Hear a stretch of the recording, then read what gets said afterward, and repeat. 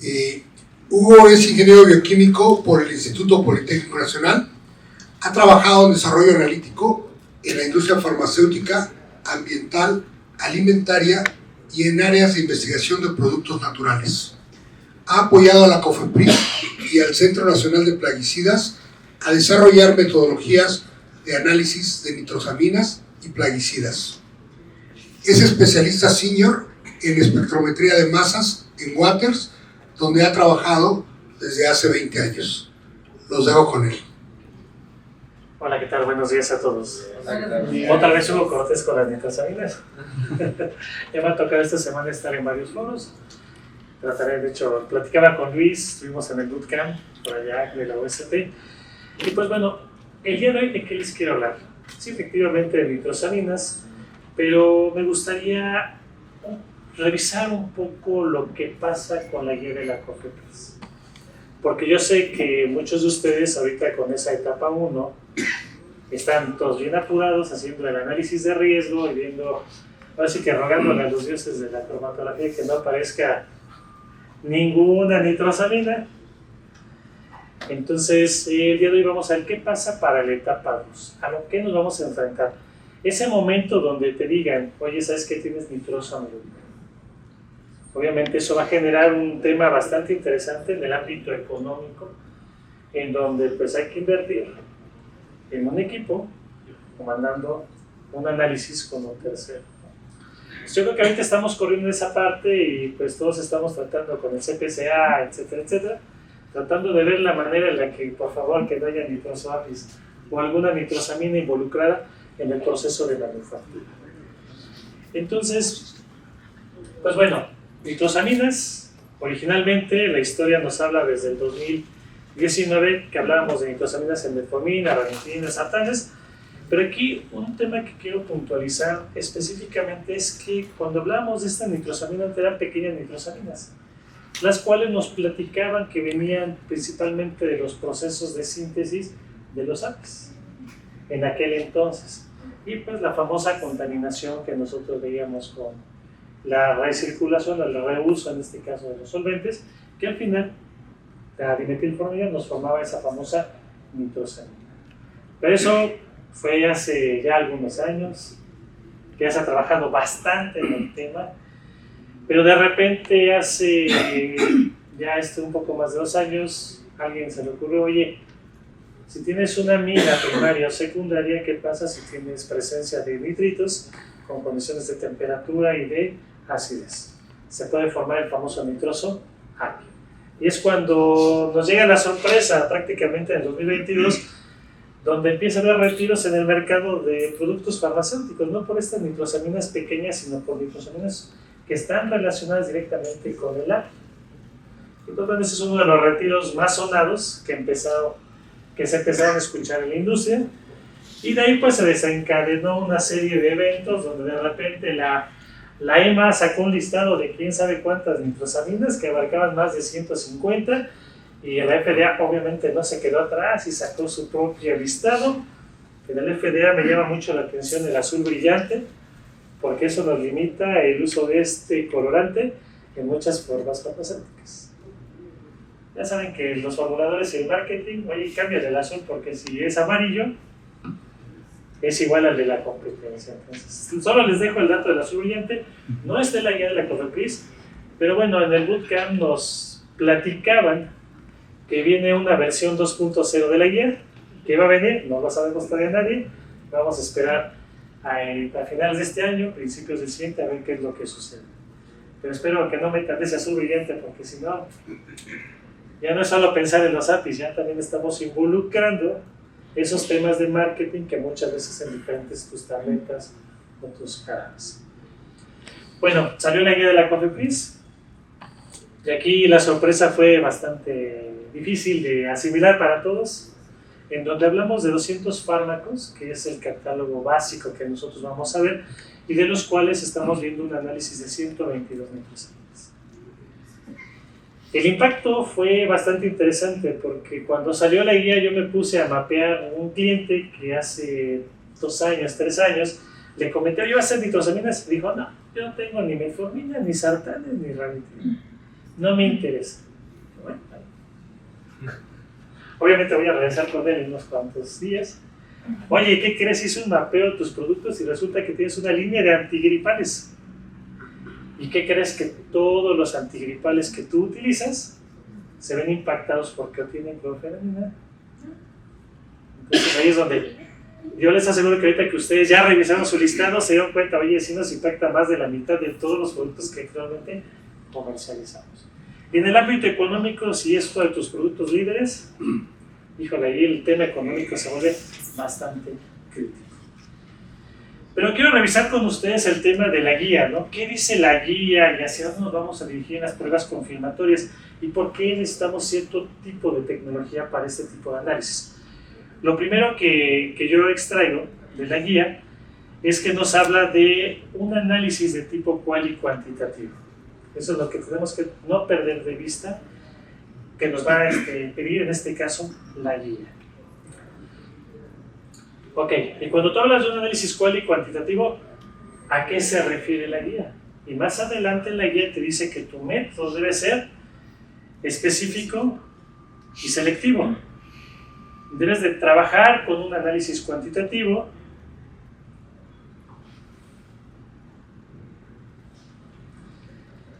debes de trabajar con el límite más conservador, porque este tema cuando empecé a leerlo me preocupó, porque cuando decía, oye, vas a tener 2 o 3 nitrosaminas, y tú, ay, no me preocupo, tengo una nitrosamina con una ingesta diaria de 400 nanogramos, pero resulta que hay una segunda nitrosamina y te dicen, tienes que trabajar con nivel más conservador, y te vas al más bajo.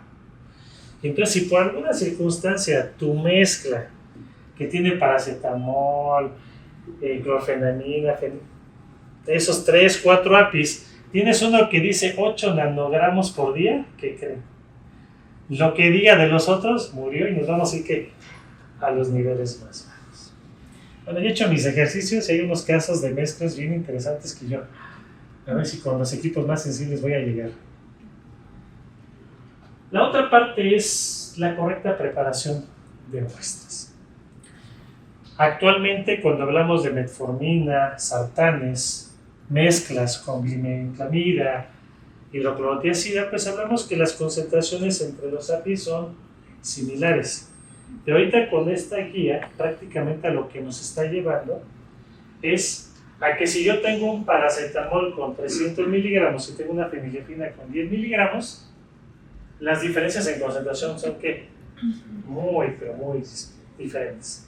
Y eso me lleva a que la preparación de la muestra tiene que ser correcta. Ahorita platicamos a qué se refiere con correcta. Pues correcto, pues échale la cápsula, dilúyela con 100 mililitros de agua y ya, eso es correcto, ¿no? Aquí hay que entender claramente a qué se refiere con una correcta preparación de la muestra. Sí, esto pues bueno, son los extractos interesantes que yo saqué de la parte analítica que habla de la prueba confirmatoria. Otro tema que me llamó mucho la atención, los mecanismos de degradación de los APIs. ¿Cómo? ¿Se refiere a todos los productos de degradación? ¿O a qué se refiere? La guía es clara y te dice que algunos APIs van a sufrir un mecanismo de ¿qué? De degradación. Y pueden formar los nitrosoapis del producto de degradación. Que ya no hablamos de, oye, tengo nitroso claritromicina, sino el estudio establece que hay una alta probabilidad por las condiciones de humedad y de temperatura en una zona 4 que se te transforma en ¿qué? Ahora el producto de degradación. Entonces ahí es donde, a ver, tenía 1, ahora tengo 2, entonces ¿cuál es el límite que voy a trabajar? Y la guía establece pues, un límite conservador. De hecho, muchos de los usuarios están buscando cómo hacer el cálculo de ingesta diaria a través del CPCA. Que bueno, eso es un tema completamente diferente, que va a ser necesario sacarlo porque si el producto de degradación de la claritromicina que no está reportado en ninguna guía, ¿qué tienes que hacer? Pues tienes que sacar ese límite y de acuerdo a lo que dice la guía, tienes que irte con el ¿qué? El límite más conservador. Entonces ahí es donde la cosa se empieza a poner bastante complicada. Y otra cosa, oye, pero si ustedes ven el listado, hay algunos productos que no especifican una nitrosamina. Algunos de ellos tienen los mecanismos y tienen el límite de ingesta diaria, pero hay otros que no hay nada. Entonces aquí yo como usuario la pregunta es, ¿qué aplican estos casos? ¿Qué aplican? Una técnica de qué? De screening, en la que tengo que buscar a ver qué sale. Bueno, en teoría el análisis de riesgo me va a decir qué es lo que pudiese estar saliendo.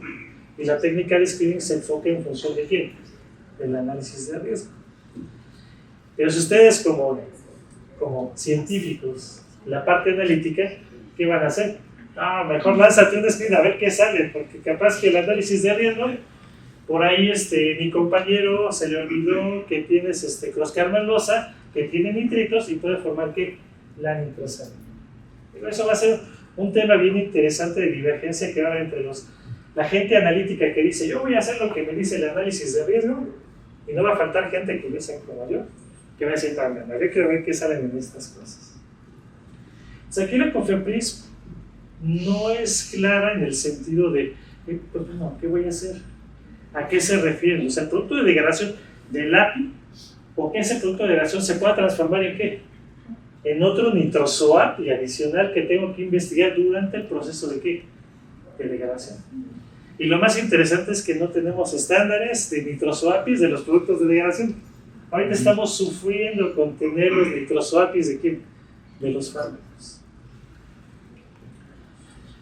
Ok, ¿hacia dónde nos refiere la guía de la COFEPRIS? Nos dice, ok, el punto de partida de la parte analítica va a ser el MGA 0612, en este caso, para la determinación de nitrosaminas en fármacos y preparados farmacéuticos.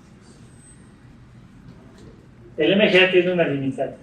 Fue diseñado específicamente para solamente 6 nitros. Y si en mi proceso de fabricación yo ocupo morfolina, y esa morfolina tiene una alta probabilidad de formar nitrosomorfolina, que prácticamente el MGA está fuera, está muy corto del alcance real de lo que ahorita actualmente nos va a pedir ¿quién? La COFEPRIS. Ha habido algunos de mis usuarios que me dicen, no, pues lo agarro como referencia, es una columna C18, que me hace, digo, ¿qué crees que no? Hay fármacos que son altamente polares, que se hacen con interacción hidrofílica. La fenilefrina, pues que ya hemos hecho este tipo de análisis, sabemos que yo necesito una interacción hidrofílica para un estudio de ¿qué? De impurezas. Entonces, la columna C18 que me recomienda el MGA 0612, ¿qué creen? No lo van a hacer. Entonces, aquí con los más de 200 y tantos productos farmacéuticos, hablamos de que ya no es la columna C18, ya es la fenil, la que ustedes me mencionan. Entonces, aquí es donde, como punto de partida, ahí es donde me queda la duda. Híjole, no sé si vaya a ser realmente un punto de partida. Les paso un tip. El punto de partida de su técnica es su estudio, su prueba de impurezas. Ahí ya tienen un poco más de información que lo que les puede dar esto. Entonces aquí tenemos un tema de, oye, pues hablamos de 6 nitrosaminas pequeñas, pero no están incluyendo a los ¿qué? A los nitrosoapis. ¿Qué hago con una nitrosofenilefrina? ¿Qué hago con una nitrosocabergolina? ¿Qué hago? No hay el alcance. Y mucho menos hablando de una técnica de ¿qué? De screen. Mira, vamos con las nitrosaminas pequeñas.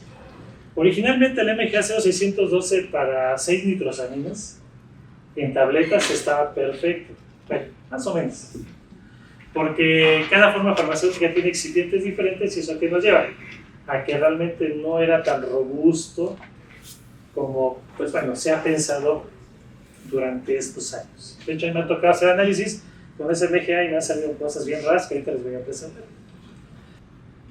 Pero ya cuando se van a la fluoxetina y ven 25 nanogramos por mil, ahí dices, ahí sí ya está, ya lo veo bien complicado.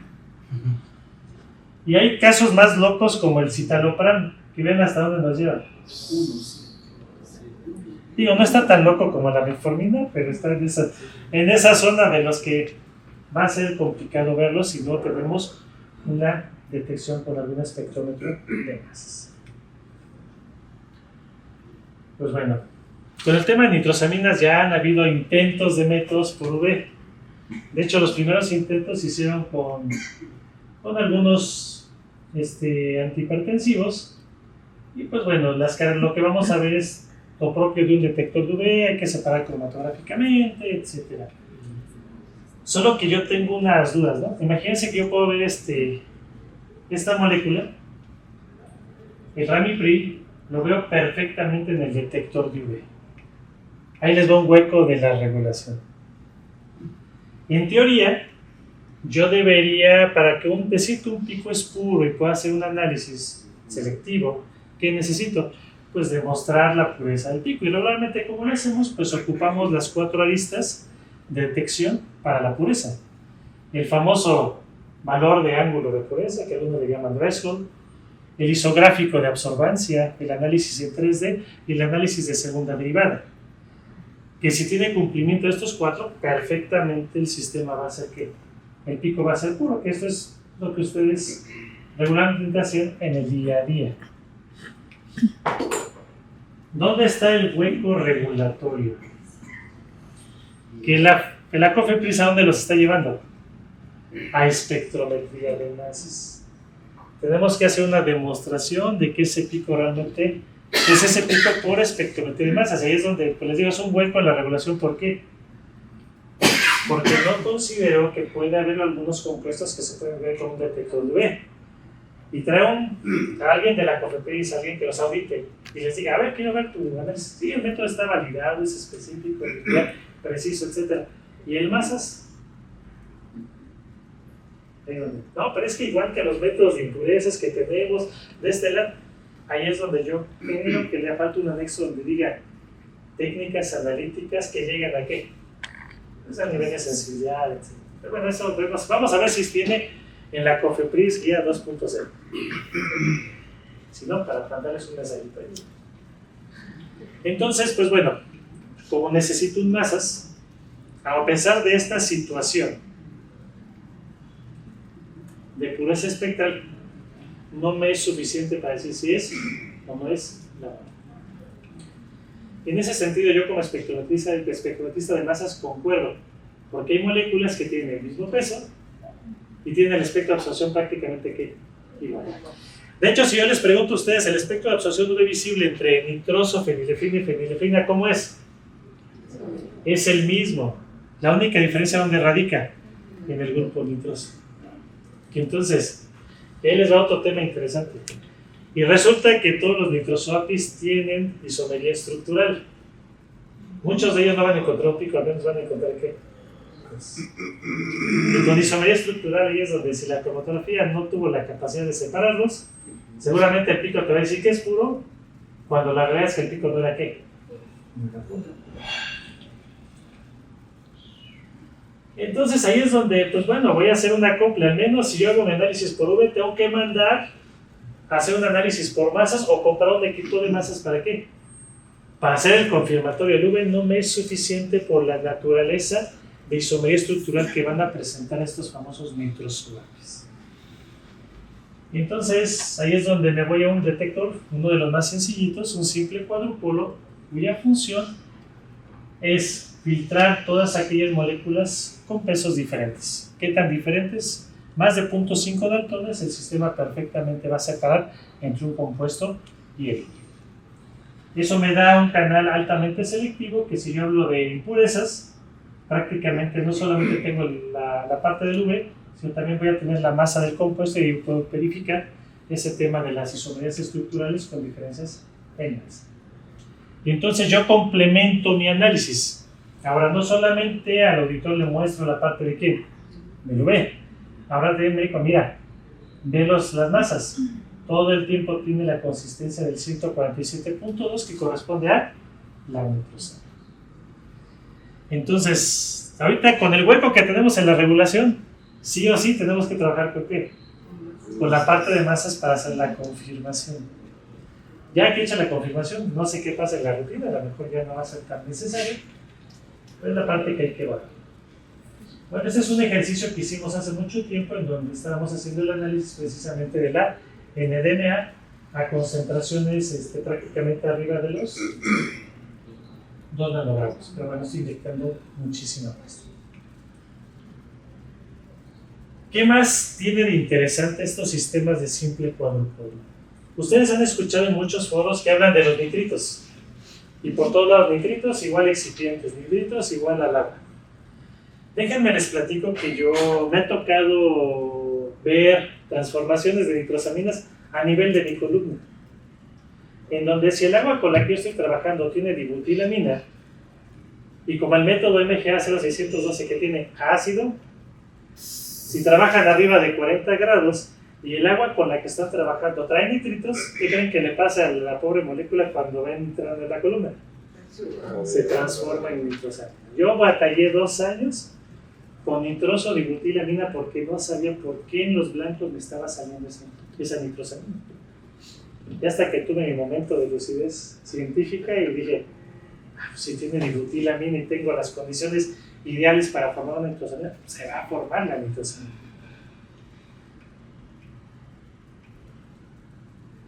Muy bien. Perdón, ya de la emoción me brinqué a otras diapositivas.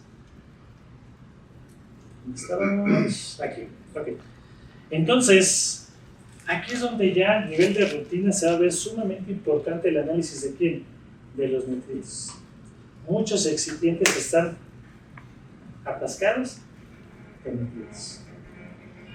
Y entonces, aquí una de las soluciones con un sistema de simple cuadrupolo que ofrece Waters es precisamente el análisis de quién, de nitritos en el tema de los excipientes.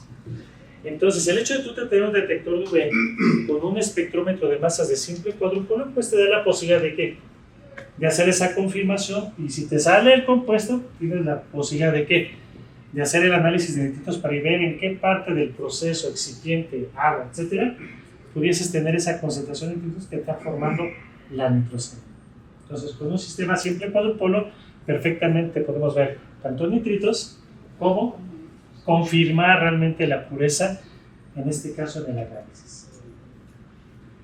Muy bien, bueno, pero ese sería el caso del ramipril, ¿cierto? Lo veo con UV, o lo meto en el masas, mitigo con los nitritos, todo bien. Pero si llega a esta parte, así que ni inyectándole 1 mililitro de muestra, voy a poder ver que estos niveles de concentración. Entonces ahí es donde voy a brincarme, ok. ¿Qué más? Necesito ver el tema de la ¿qué? De la sensibilidad. Necesito ir a niveles ¿qué? Más bajos de respuesta. Para ese tipo de sistemas regularmente de muestras con niveles de sensibilidad que necesitas muy bajos, regularmente vamos a trabajar con equipos de alta sensibilidad, los cuales son equipos tándem masas como el que ustedes están viendo aquí en pantalla. ¿Cuál es la característica que tienen? ¿Por qué son más selectivos? Van a tener un segundo cuadrupolo o un segundo filtro de masas. De tal manera que este primer filtro va a filtrar la masa que a ustedes les guste, bueno, a ustedes deseen.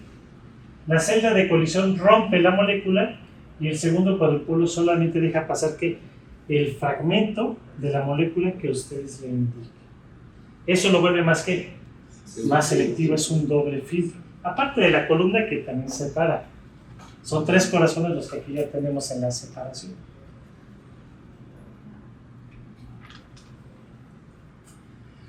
Pero bueno, la pregunta, ¿qué fragmentos voy a elegir? Aquí es un tema bastante interesante. Cuando nos vamos a acercar al MGA 0612 al que nos refiere la COFEPRIS, ellos solamente ocupan un fragmento, en este caso el 43. Curiosamente, solamente la FEUM y algunas técnicas de la FDA con alta resolución manejan un fragmento. De ahí, todos los demás, llámese Europa, Canadá, Australia, manejan ¿qué? 2 fragmentos. Y yo me preguntaba, bueno, ¿por qué? ¿Por qué un fragmento y por qué aquí 2? O sea, ¿por qué nosotros aquí en México nos saltamos el tema internacional? Y vean esto. Tengo esta nitrosamina, la NDMA, en donde estoy trabajando, estoy monitoreando 3 fragmentos diferentes. Y el fragmento 43, el 44 y el 58. Por ejemplo, la OSP propone el trabajo con el 43 y el 44. Si se van a Europa, proponen el 43 y el 58. Y si nosotros somos muy farmacopéicos, digo, voy a agarrar el MGA 0612, ¿cuál es el que tendré que utilizar? Pero vean cómo se ve mi 43.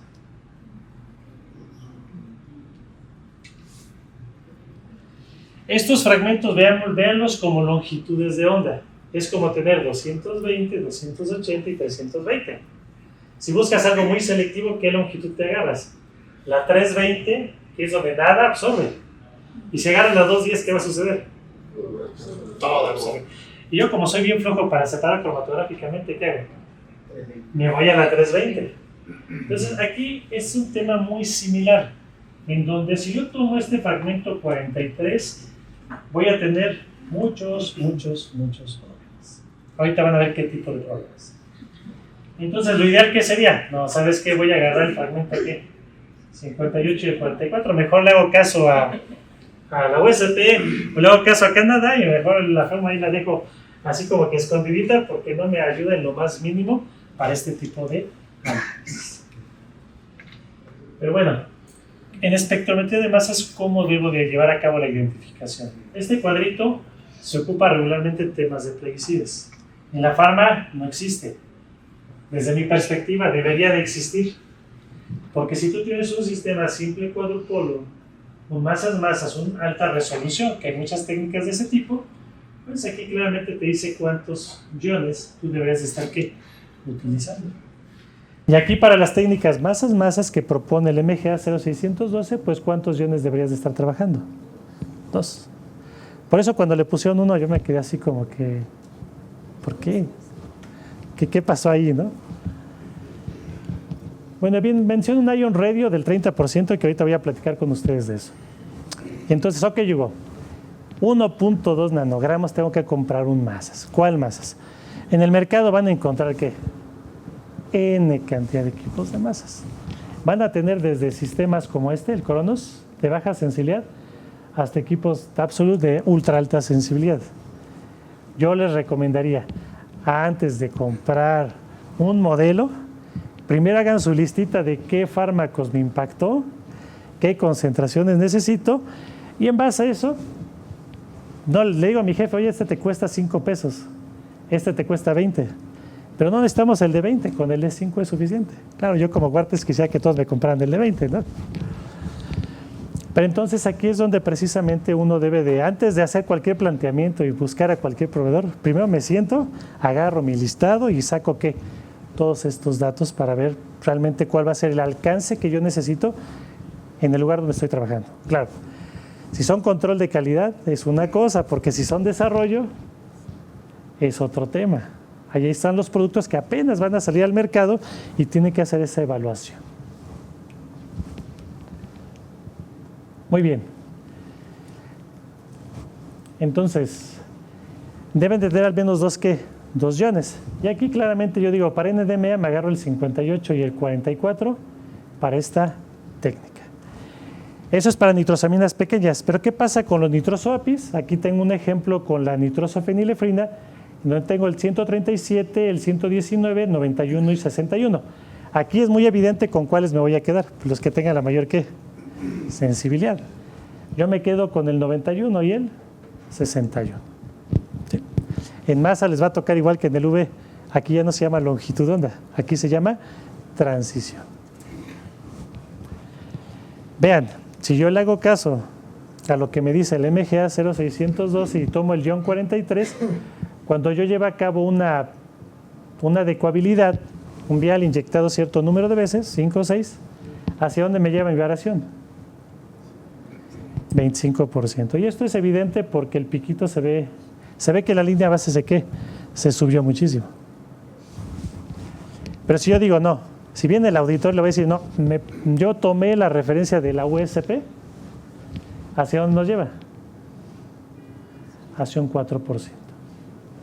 Entonces, aquí es uno de los huecos que tenemos en los métodos compendiales, que no especifican que tú elijas el ion que sea más selectivo, pero también el de mayor sensibilidad.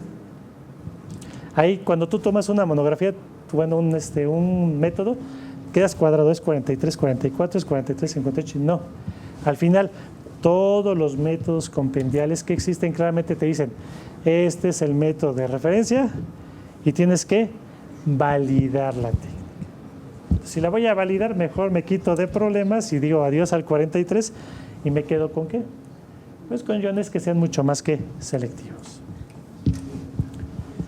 Vean el problema de trabajar con una sola transición. Esto que ven aquí es una NDMA. Este es el estándar. Tenemos una metformina de liberación prolongada y tenemos una de liberación inmediata. Si yo tomo el ion 43 que me marca, en este caso el MGA, ¿qué me dirían de esa técnica? Que tiene nitrosaminas, tanto la de liberación prolongada como la de liberación ¿qué? Inmediata. Pero si yo le hago caso a la USP o a Europa, ¿qué me dice? Tú necesitas tener respuesta también en la segunda transición, que en este caso es la 58. Y vean, en el estándar pues están presentes los dos. En la liberación prolongada también están presentes. Yo digo, entonces liberación prolongada sí tiene, ahora voy a calcular el límite para ver si no me salí. Pero vean qué me pasó con la liberación inmediata. No hay absolutamente nada. Entonces el hecho de trabajar con una sola transición me va a llevar todo el tiempo ¿a qué? A que pueda reportar falsos positivos. Entonces mucho ojo con esa parte. Por eso cuando me dicen MGA 0612, espérame. Platiquemos del MGA 0602. ¿Okay?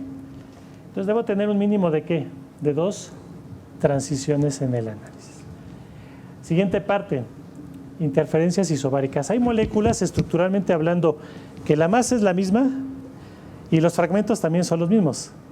La única diferencia que vamos a encontrar es cómo se fragmenta. Vean este ejercicio que en algún punto hice. Metformina con hidroclorotiazida y mi estándar de NDMA. La teoría me dice que aparentemente yo tendría aquí la nitrosamina. Pero vean, el estándar, fragmento 75, fragmento 58 y fragmento 43. Cuando voy a la muestra, ¿qué tengo? Fragmentos, bueno, en este caso el 75, que es el ion molecular, el fragmento 58 y el fragmento 43. Prácticamente tengo ¿qué? Los mismos fragmentos. Pero si hacemos una inspección un poco más detallada, oye, espérame, este 43 es más alto que el 75. Ay, ¿por qué? Y cuando te vas a la muestra, ¿qué sucede? Que está invertido. La conclusión que yo tuve es que esa es la famosa dimetilformamida, que es una interferencia isobárica que regularmente nos lleva a tener falsos ¿qué? Positivos. Ahí es donde el cálculo del ion radio se vuelve sumamente importante en el análisis. ¿Qué es el ion radio? Simplemente es la relación de respuestas que hay entre los fragmentos y el ion molecular. Si yo marco ese valor, por ejemplo, aquí tengo un ejercicio de metformina glimepirida, en donde la relación de áreas que tenemos de este fragmento, 58 contra el 44, pues me va a dar un valor, que en este caso hablamos de un valor de 3.96. Aquí la regulación te marca una variación de más o menos el 30%. Para que esta relación de respuesta, si cae dentro de este 30%, quiere decir que la molécula efectivamente es ¿qué? Es positiva. Me voy a regresar a este ejemplo. Si yo hago la relación de iones de este contra este, hablamos de la respuesta que tengo es muy alta. Me va a dar un valor ¿qué? Si yo digo este valor 75 entre 43 va a ser un valor por debajo de 1. Pero si yo me voy acá, ¿qué sucede? Está invertido. Y entonces esas relaciones de respuesta de esta respuesta contra esta respuesta y esta respuesta contra esta respuesta me va a dar ¿qué? La posibilidad de identificar isómeros estructurales o moléculas isobáricas que pudiesen darte un falso ¿qué? Positivo. Bueno, esa es una recomendación que le voy a mandar a la COFEPRIS y a la FEUM. Oye, te falta esta parte que todos los que trabajamos espectrometría de masas, todo el tiempo la estamos ¿qué? Utilizando para evitar los falsos positivos. Muy bien, nitrosofenilefrina, yo cuando hago mi método, más que buscar una relación señal-ruido, yo busco que la relación de iones sea ¿qué? Constante, todo el tiempo. Ay, me quedan 10 minutos y me faltan como 15 diapositivas. Voy a avanzar rapidito, ¿eh? Ok, después de eso, ¿qué sigue? Bueno, yo creo que ha habido un mito ahorita en la industria en donde dicen, oye, la sonda por electrospray es la mejor sonda que hay con respecto a ¿quién? El APCI. ¿Qué creen? Eso es solamente un ¿qué? Un mito. ¿Por qué es un mito? Porque la elección de la sonda de ionización va a depender ¿de qué? De la naturaleza, de la polaridad de la molécula. Si la molécula tiene una condición ácido básica, claramente nos habla que tenemos de trabajar ¿con qué? Con electrospray. Si es una condición en donde tienes una molécula que no tiene un grupo ácido básico, pero hay heteroátomos, con un grupo éster, un grupo cetónico, etcétera, pues entramos en esta zona. Entonces, ¿qué pasa con el electrospray? El electrospray está limitado a ciertas condiciones. Si tú aumentas la concentración es demasiado alta, vamos a empezar a tener una inflexión ¿de quién? De la respuesta. Pero la limitante más grande que nosotros vamos a encontrar es que el flujo de trabajo de los métodos no debe sobrepasar esta parte, porque necesitamos una desolvatación completa de la fase móvil y la muestra. Por eso cuando yo veo técnicas que trabajan con HPLC con diámetros de 4.6, sí me llama la atención que trabajen a flujos de 1 mililitro por minuto, porque me hace ver que no están tomando en cuenta ¿qué? La teoría, en este caso, de la espectrometría de masas. En el caso del APCI es diferente, porque ahí sí puedes trabajar a flujos mayores de 1 mililitro por minuto y ahí puedes trabajar perfectamente con columnas más grandes. La limitante que vamos a encontrar en APCI es que si se te pasa la mano, al aumentar la temperatura de la fuente puede sufrir el analito un proceso ¿de qué? De degradación térmica. Entonces hay que buscar siempre como la temperatura óptima. Y al final, entre electrospray y APCI, ventajas, desventajas, pues aquí ustedes los van a ver, ¿no? Esa parte donde comentan que con el APCI se forman aductos raros, déjenme les digo, se forman los mismos aductos que se van a formar con electrospray.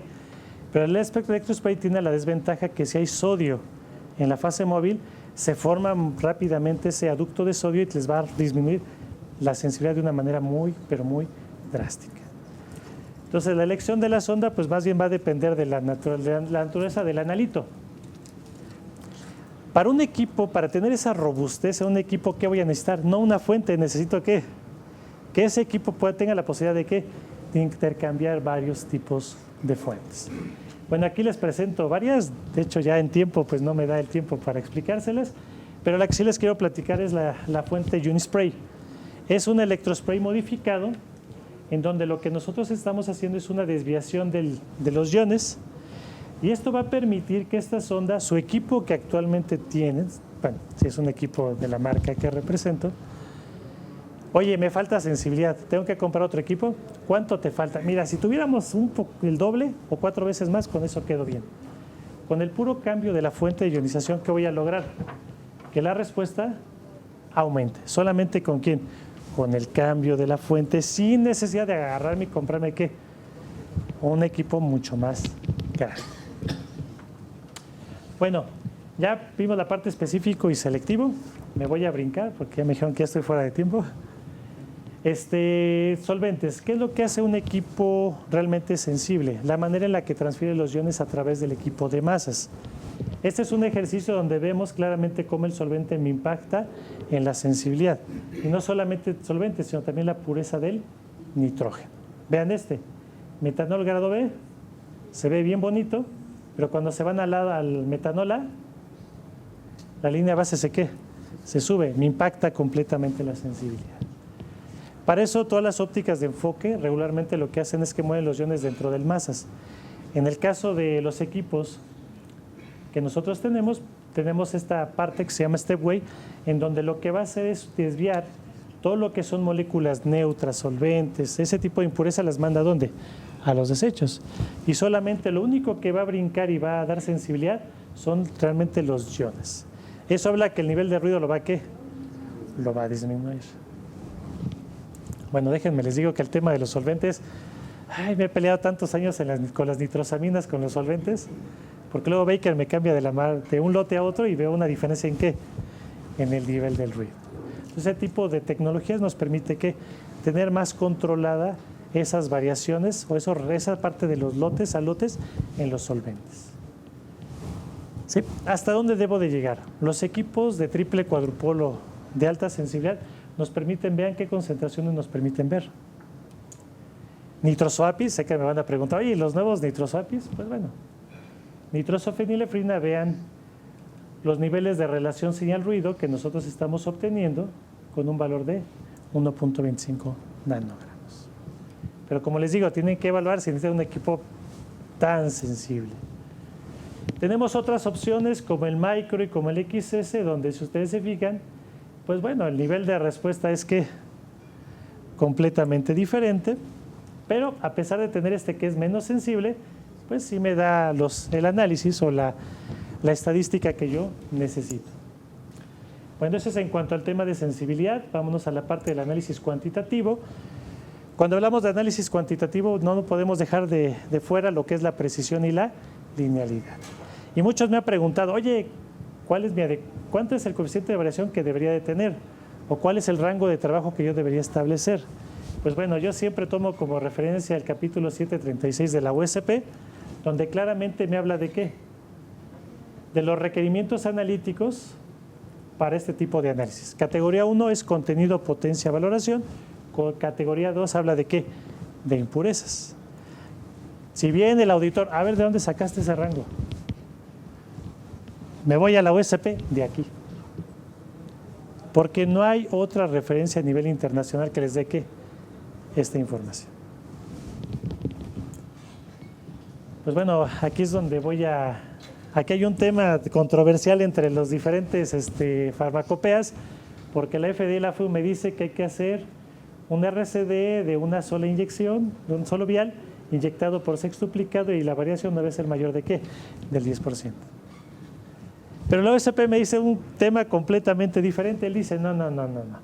Mi System Suitability lo tienes que trabajar sobre la curva de calibración y debes de tener una R de 0.99 y el intercepto no más de 25%. Viene la pregunta, ¿a quién le hago caso? ¿A la FEU o a la OSP? ¿Quién tiene la razón? Pues bueno, ahí es donde yo no me quedo con la duda. A ver quién tiene la razón. Ok, le voy a hacer caso primero a lo que es la FDA, la FEU. Corro mi muestra, mi analito y saco un coeficiente de variación, 1.05. Estoy perfecto, abajo del 10. De hecho, un tip, cuando compren un equipo no vean sensibilidad, vean qué, repetibilidad y linealidad, porque eso les habla de qué tan robusto puede ser la técnica. Linealidad, 0.99. Estoy dentro para ¿qué? Nitrosofenilefrina. Pero sigo sin responderles quién tiene la razón. Bueno, voy para allá. A ver si me da tiempo. Ya tengo aquí al maestro de ceremonias. En espectrometría de masas, el malo de la película se llama efecto matriz, que el efecto matriz lo que me va a generar es un aumento o una disminución ¿de quién? De la respuesta analítica. Y eso es debido por el tema de la cantidad de moléculas que estoy metiendo dentro del equipo y esos choques que pueden haber entre las diferentes moléculas que pueden provocar que no todas lleguen al equipo, sino ya que esas variaciones propias del sistema. Rápidamente un ejercicio, inyecté ranitidina, me daba esta respuesta, inyecto el inyectable, 1000 veces abajo la respuesta, inyecto una tableta y de repente inyecto un jarabe y no tengo nada. Bien emocionado yo digo, el jarabe de ranitidina no tiene nitrosaminas. ¿Qué creen? Que más bien el jarabe, al tener una alta concentración de azúcares, cuando la pobre molécula iba a entrar, iba con miles de millones de moléculas de azúcar, chocó y la sacó del sistema. Y eso provocó que la señal se suprimiera completamente. El otro efecto que tenemos es un aumento en la respuesta. Como un blanco puede tener esa respuesta. Esos incrementos de la respuesta hablan de que el cuadrupolo perdió su capacidad de filtrado y se metieron otros iones dentro del sistema. Obviamente eso ya lo hizo no específico, no selectivo, hay que regresarnos a ver qué hay detrás del pico para ver qué está pasando. Pero bueno, ¿cómo yo puedo solucionar este tema del aumento o disminución de la respuesta? Para eso ocupo un estándar interno. ¿Qué es un estándar interno? Es una molécula que es fisicoquímicamente idéntica a la molécula de interés, las famosas moléculas deuteradas carísimas. Y entonces aquí es donde viene la parte interesante. El estándar interno me va a ayudar a corregir la curva de calibración. Fíjense, ¿Por qué la industria farmacéutica ocupa un punto de concentración del 100% y el 0? Que yo me acuerde en todos mis cursos de estadística y analítica, ¿qué me dijeron? ¿Cuántos puntos necesitan para que sea estadísticamente confiable? Bueno, aquí si tengo un límite, una especificación límite, tengo que trabajar abajo, la especificación límite y arriba. Pero bueno, hay quienes manejan intervalos y por eso salen los famosos 5 puntos. Entonces, ¿qué le diríamos a la industria farmacéutica? Oye, ¿qué pasa con tu análisis? ¿Por qué ocupas solo el 100%? Bueno, ustedes durante las validaciones siempre hacen un cálculo ¿de qué? De intervalos de confianza, de la pendiente y del error al origen. Esos intervalos de confianza lo que nos están diciendo es que la incertidumbre que tenemos o la desviación que tenemos de la pendiente y del error es prácticamente ¿qué? Nada. Y entonces, si tu compuesto tiene una pendiente de 1 y pasa por el 0, la ecuación Y es igual a A más BX, ¿en qué se transforma? En Y es igual a ¿qué? A A por X. O sea, es una regla de 3, en donde la respuesta de A es al 100% porque la respuesta de B, y entonces ahí es donde dices, como no tengo ninguna incertidumbre, yo puedo perfectamente, ya te demostré en mi validación, que yo puedo ocupar ¿qué? El 100% y el 0 para cuantificar. Pero vean aquí qué es lo que sucedió. Ordenar el origen de 3020 y la pendiente de 3020 y la ordenar el origen de 51. Ni pasa por el 0. Y entonces, si yo quiero cuantificar con esta curva, ¿qué puede pasar? Que el valor de exactitud lo pueda, ¿qué? Puede ir para arriba o abajo de lo que realmente es. ¿Cómo lo corrijo? Con el estándar interno. Es la relación de respuesta del analito por la concentración del interno entre la relación del interno. ¿Y eso a qué me lleva? A que la pendiente se empieza a acercar ¿a qué? A 1. Y la ordenada al origen se empieza a acercar ¿a qué? A 0. Entonces, si van a adoptar el System Suitability como lo marca la FEUM, ¿qué tienen que demostrar? Que su pendiente esté cercana a 1 y su ordenada al origen esté cercana ¿a qué? A 0. Si no cumple esa parte, mejor agarro el concepto de ¿quién? De la USP y me evito de problemas. Solo tengo que demostrar que la R sea mayor de ¿qué? De 0.99. Entonces, ahorita para nitrosoapis no tenemos todos los estándares internos del mundo. Entonces aquí es donde hay que estar evaluando todo el tiempo, bueno, cómo está la pendiente para ver si no vaya sobre cuantificar o sub cuantificar. Y vean lo que aquí me hizo con un análisis. Lanzo mi análisis y tengo respuestas de más del 100%. Le pongo el estándar interno y vean qué pasó con esas respuestas. Bueno, ya tienen un truco, pero que no sea la primera opción el estándar interno. Encarecen el análisis. Entonces, temas de análisis cuantitativo, pues prácticamente estamos del otro lado. Por eso es que con el MGA 0602 hay que tener ciertas reservas, porque no está considerando la pendiente y en consecuencia no sé si la pendiente está hacia abajo o hacia arriba y pueda tener temas de no una buena exactitud en el análisis. Bueno, preparación de la muestra son algunos principios. Esto me lo voy a saltar rápido. Aquí hay algunos ejemplos de lo que nos ha tocado hacer en el día a día durante todos estos años. Lo que quiero decirles de preparación de la muestra es cuiden los nitritos. No se trata de voy a agarrar el agua HPLC.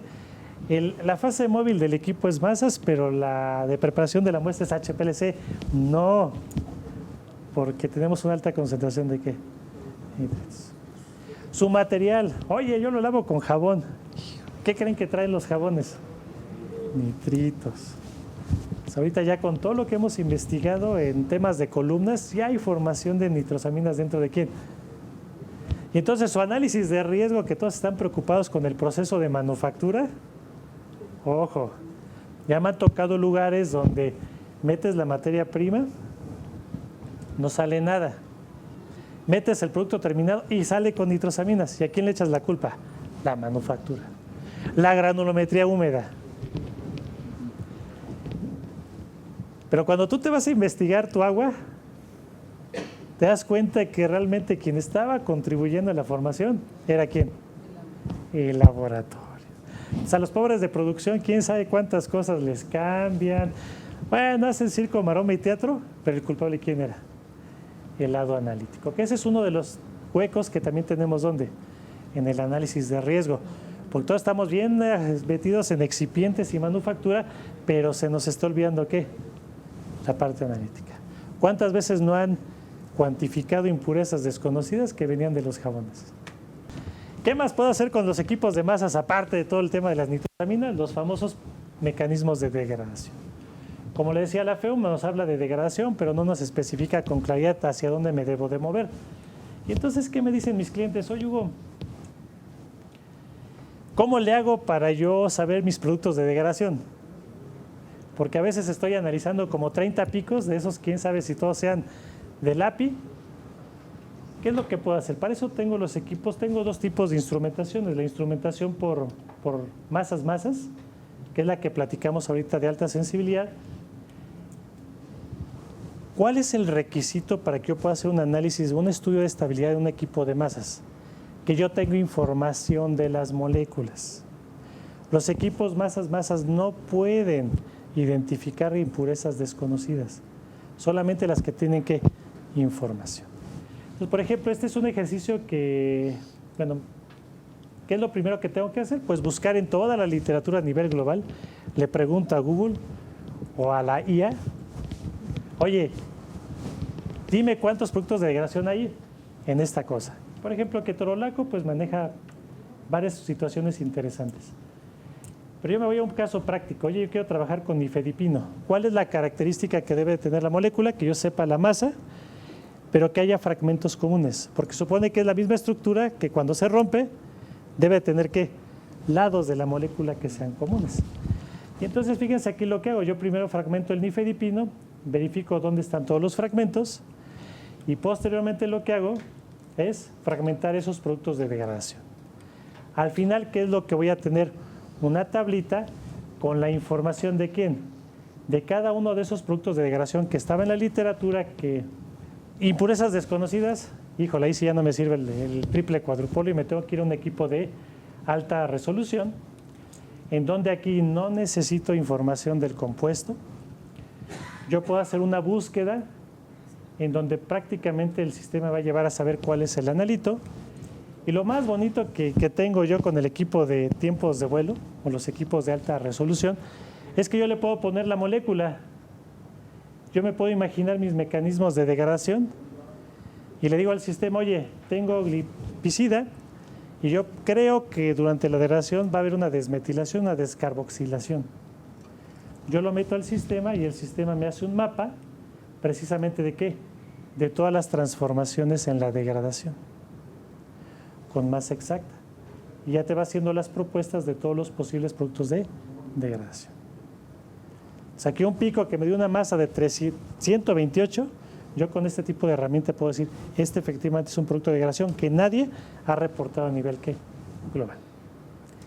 Ya eso, si lo quieren aislar y llevarlo a resonancia magnética, ya es otro tema. Muy bien, y por ejemplo en este ejercicio de la glipicida, pues encuentro un desconocido y ya me hace la propuesta de qué tipo de compuesto se trata y la fragmentación que sufrió. Y aquí está el mapa del tipo de producto de degradación. Pues bueno, ¿qué tecnología es la más adecuada? Aquí la pregunta que yo haría es, ¿qué necesita? ¿Qué compuestos? ¿Qué formas farmacéuticas? ¿Están interesados en solo cumplir lo que dice la COFEPRIS o realmente quieren ¿qué? Meterse en un tema de investigación formal donde ya me cansé de ver 30 impurezas desconocidas en uno de 3 fármacos? Va a depender de qué es lo que ustedes quieran. Entonces va a depender del problema específico que ustedes tengan, pues bueno, el tipo de instrumento con el que estaríamos trabajando. Pues bueno, de mi parte sería todo. Si hay tiempo para preguntas, estoy a sus órdenes.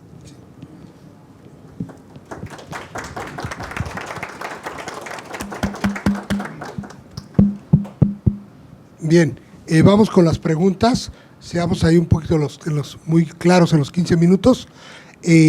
No sé si podemos empezar leyendo las preguntas del chat, por favor. Dice Marco Antonio, Una pregunta. De acuerdo a tu experiencia en el manejo del equipo para análisis de nitrosaminas, ¿cuál es la inversión en tiempo para conformar el laboratorio adecuado y ponerlo en marcha desde cero hasta empezar a desarrollar las metodologías para las nitrosaminas? Pregunta bien interesante. La puesta en marcha del equipo regularmente es rápida. Obviamente ya saben los tiempos de entrega del equipo, 3 a 4 semanas, llega el ingeniero de servicio, 2 semanas, hablamos de ahí cerca de mes y medio, 2 meses. Si Waters tiene un equipo demo, pues es al otro día ya lo tienen ahí en su site. Yo creo que aquí el periodo de tiempo donde se tarda más radica en los usuarios, en la adopción de la tecnología. Todos tenemos esa resistencia. Toda mi vida he hecho V y quiero hacer ¿qué? V. Y quiero que el masas haga exactamente lo mismo que hago con el V. De hecho, si ustedes se fijaron, había unos picos que se veían como peludos, todos ruidosos, ¿no? No sabía como en el V un pico así bien, bien definido. Bueno, esos picos peludos son normales. ¿Por qué? Porque acuérdense que está trabajando 2 fragmentos. Entonces deja pasar un fragmento y es cuando la respuesta sube. Pero cuando cambia el otro fragmento, ¿qué va a pasar? Va a bajar. Y cuando regresa al otro fragmento, entonces todo el tiempo está ¿qué? Subiendo y bajando. Ya después le ponen un suavizado, un smooth y ya queda bonito como en el detector de V. Entonces, a lo que voy es que yo lo que he visto durante estos años con mis clientes es la adopción. Hay clientes que en un periodo de prácticamente medio año ya desarrollan métodos súper rápido. Y ha habido algunos que se resisten y no quieren el masas porque no sé qué el masas. Entonces, tiempos de desarrollo. Por ejemplo, los ejercicios que ustedes vieron de fenilefrina, nitrosofenilefrina en cápsulas y materia prima, me llevó solamente 2 semanas hacer el desarrollo. Entonces aquí es difícil el tema de los tiempos porque mucho depende de quién, del cliente, del soporte técnico que te den. Si solamente van y te dan el curso de capacitación y se van, híjole, son caos. O si el soporte técnico que te están dando también está aprendiendo con ustedes, entonces ahí es donde los tiempos se van ¿qué? Se van haciendo eternos. Entonces aquí es donde muchos de mis clientes, incluso tuve un caso en donde compraron el equipo y el equipo ni siquiera lo tenían instalado en site, cuando el curso aquí en el área de demostraciones ya se los habíamos dado.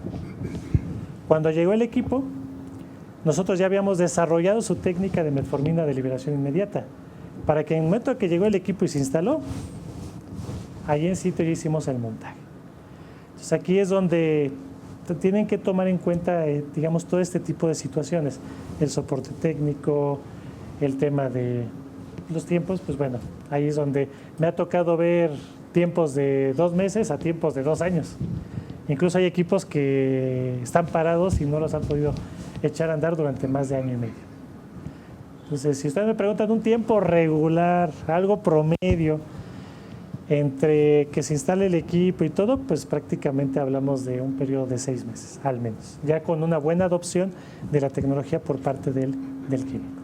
Dice Alan Omar, ¿considera que los equipos Shibotiki TQMS Waters son lo suficientemente sensibles para lograr la detección y cuantificación de todos los compuestos nitrosamínicos derivados de productos farmacéuticos, o recomendaría el uso de equipos de mayor sensibilidad como el TQXS? Yo creo que aquí lo primero que tenemos que hacer es hacer la evaluación del listado y los niveles de concentración. El Cibo TQMS, hablando de nitrosodimetilamina, te da una sensibilidad arriba de 100 nanogramos por mililitro. El Absolute, como ustedes vieron, se fue hasta 0.1. O sea, aquí para responder eso más bien tendríamos que tener ese listado, el alcance de los productos que vas a estar manejando para decirte, oye, ¿sabes qué? Te va a alcanzar esto o aquel. Digo, regularmente nosotros en las ventas lo que hacemos es sentarnos con los clientes precisamente ¿para qué? Para hacer ese tipo de investigación y hacer un planteamiento correcto del nivel de sensibilidad que vas a necesitar para el instrumento. Entonces aquí es donde el citalopram, pues perfectamente lo va a ver el TQMS, pero si ya me voy hacia, el ramipril y esas moléculas que son de categoría, pues, niveles de ingesta muy altos, no tienen problema, pero ya cuando son niveles de ingesta muy bajos como el citalopram, ahí es donde no es tan seguro. Pero hay que hacer el listado. El TQMS yo creo que sí te va a dar la posibilidad de en un cierto rango de trabajo. Como laboratorio analítico, ¿cuáles son las evidencias documentales necesarias para demostrar la ausencia de nitrosaminas o agentes promotores de formación de estas en los reactivos y procesos empleados durante el análisis? Sí, aquí acuérdense, nitrosaminas. Cuando hablamos de reactivos, ¿qué podemos encontrar en los reactivos? Solventes residuales. Me puedo encontrar una dimetil, ¿qué? Formamida. Me puedo encontrar una morfolina. Entonces aquí lo primero es que hay que verificar, hay que tener la evidencia documentada por parte de su proveedor de cuáles son los solventes que residuales, que te pueden formar dimetil, dietilamina, dimetilamina, etc. Eso es lo primerito. Segundo, la cantidad de nitritos que hay adentro de ¿quién? De esos reactivos. ¿Sí? ¿Por qué? A lo mejor no tienes un solvente residual, pero si tú estás teniendo una concentración alta de nitritos en el agua que estás trabajando, ¿qué es lo que va a pasar? Lo que les platicaba, en columnas se puede formar ¿qué? La nitrosamina. Entonces, las pruebas regulares, yo diría que no deberíamos hacer ninguna prueba regular de solventes, pero pues bueno, ya les ha pasado con varios solventes de varias marcas donde de lote a lote notan que el ruido que hace. De repente tenías tu análisis de impurezas desconocidas y veías como 7 picos y te cambian de lote. Oye, ahora nada más veo 3 y las otras. Ya cuando revisas el ruido. Pero de sus solventes lo que deberían estar cuidando mucho, ¿cuál es? El tipo de solventes residuales, y si esos solventes residuales pueden tender a formar ¿qué? Nitrosaminas. Y la otra es la cantidad de nitritos que puedan tener, principalmente es el agua o las sales que ustedes ocupen para ¿qué? Para este análisis. En lo personal, les daría una recomendación. Si vamos a comprar un equipo y sobre todo de los precios de lo que cuestan estos equipos, pues afinar el lápiz en el requerimiento de usuario es completamente básico, ¿no? Si no hacemos un buen requerimiento de usuario, el resultado final no nos va a dar así rápido, ¿no? Pero bueno, pues gracias a Hugo. Un aplauso, por favor.